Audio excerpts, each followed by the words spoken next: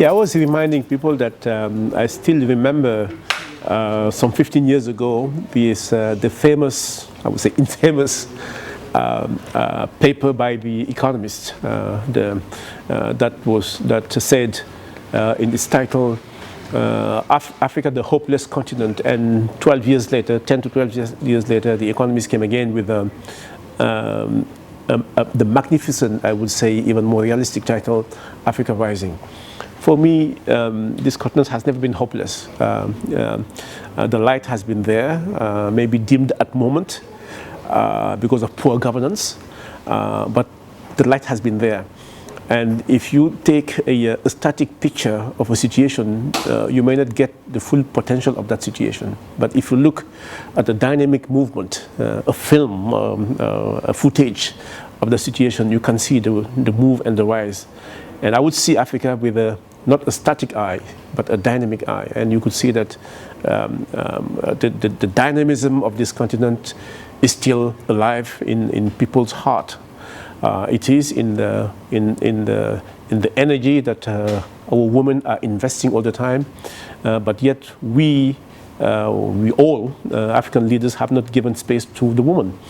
And our statistics are showing in Africa that we and UNDP did a study that showed that the gender gap is costing us $73 billion.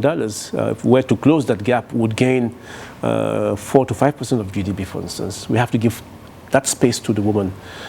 We have to give that space to our youth. It is because of lack of opportunities and gaps in education that they are migrating. Not that they want to go. Nobody wants to leave his or her own land. But once you give them education and once you give them opportunities, they will stay and they'll flourish the opportunities. So the hope is there, the light is there. It behooves our leaders to nurture that, and that's my main recommendations. Now, coming back to the MDGs and why did we scale up to the ODDs, MDGs were extremely powerful in garnering support on the social field. The MDGs were basically social objectives, but as we say, you can't even enhance social objective if you don't deal with the economics. And that's the problem we have in Africa. We have economies that they are still unipolar, not extremely diversified, and that need structural economic transformations.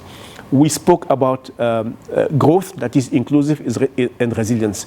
You can only have it if you have economies that are really well transformed and postured in a way that they can capture maximum of values. And I was giving the examples that on average, I know there is the tyranny of average, but just to give you an illustration, on average, when you look at the value change in Africa, like any kind of product, on average, you have only 15% of value that is retained internally and 85% which is going out. You can't sustain development like that. You have to transform your economy to ensure that the maximum value is retained. And I was saying that that's not the whole story, only diversification, because we have economies with extremely narrow bases, and it is quite an imperative to go through integration. And integration is a line to adopt. And I must confess that it is not yet deep in the policies that I have seen. It is embedded in the vision of our leaders and at the African Union. Agenda 2063 of the AU aim at integration, but this has to trickle down at the national level. Is where I would call on our political leaders to put regional integration into their own national policies. So there is work to be done there. Many things. First, development starts with owning or controlling the assets. In most of our culture, women are not getting the assets, like the land, for instance. It is, and sometimes it's cultural.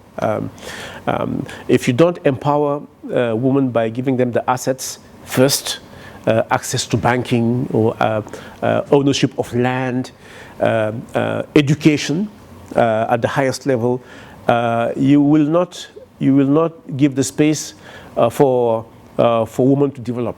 So this is extremely important.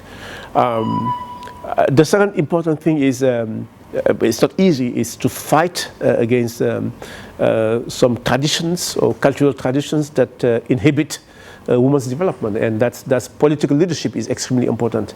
Political leadership is important, and we have seen that in countries where women's political leadership have been reaffirmed, all those constraints tend to mellow or to go away.